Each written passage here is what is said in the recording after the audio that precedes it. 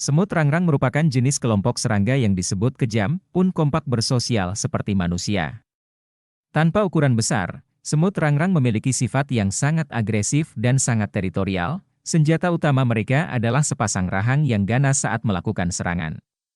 Mereka juga menyemprotkan asam ke luka gigitan untuk menimbulkan reaksi kejut pada lawannya. Mereka mengejar serangga lain dengan kekuatan tertentu, dan sangat pandai membunuh sesama mini-beast, sehingga koloni semut rangrang digunakan sebagai bentuk pengendalian hama biologis di seluruh daerah tropis.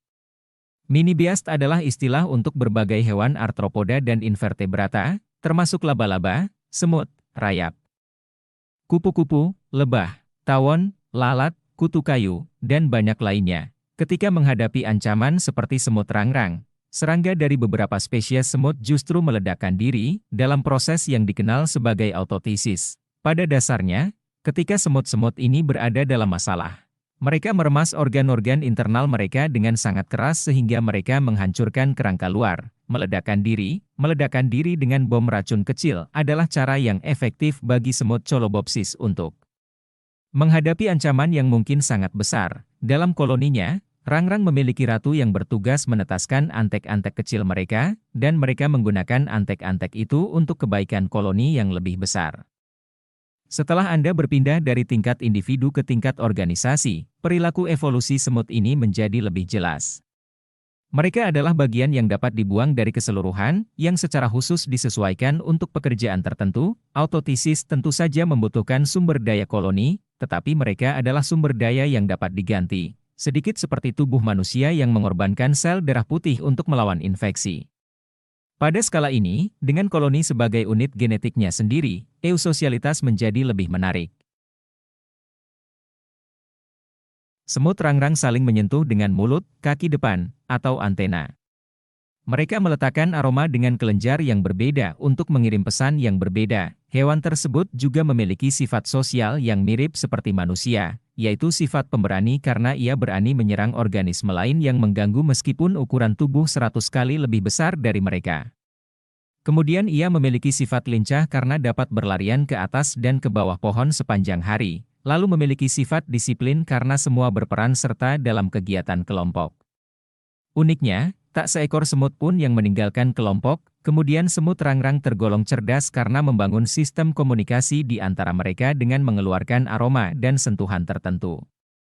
Dalam waktu singkat semua anggota kelompok dapat mengetahui apabila terjadi sesuatu dalam kelompoknya dan mereka akan langsung melakukan pembagian tugas apa yang harus dilakukan. Semut tersebut melepaskan lebih banyak zat feromon ke udara untuk memancarkan sinyal dengan cepat dan luas, dikutip SB Nation.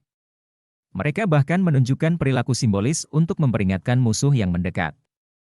Misalnya, mereka menyentak tubuh sesamanya sebagai bentuk pertarungan. Sebagai pemangsa, semut rangrang berburu hampir semua jenis invertebrata yang cukup besar untuk dimakan dan sangat efektif sehingga wilayah semut menjadi petak-petak di mana banyak makhluk hanya dapat hidup pada populasi rendah.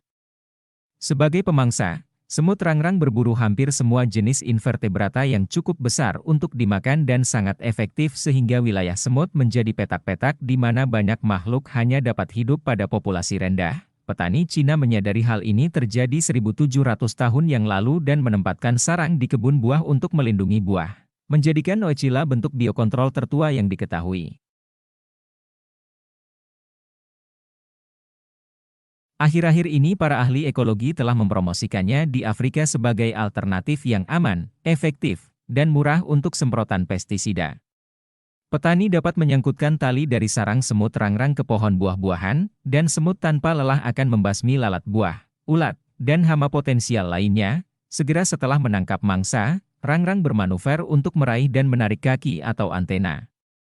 Dalam beberapa saat, puluhan koloni memangsa korban dengan mencabik-cabik mangsa. Selain itu beberapa koloni menggerogoti titik lemah mangsa untuk mempercepat pekerjaan. Sambil memegang potongan bagian mangsa, jalur semut menuju sarang sudah disiapkan untuk mendistribusikan potongan mangsa. Potongan terberat dibawa oleh kelompok yang entah tetap saling terkoordinasi, bahkan ketika beberapa anggota tim pergi dan pekerja baru bergabung, para pemangsa secara fisik membawa bagian buruan ini ke sarang utama, untuk mewaspadai dari serangan musuh.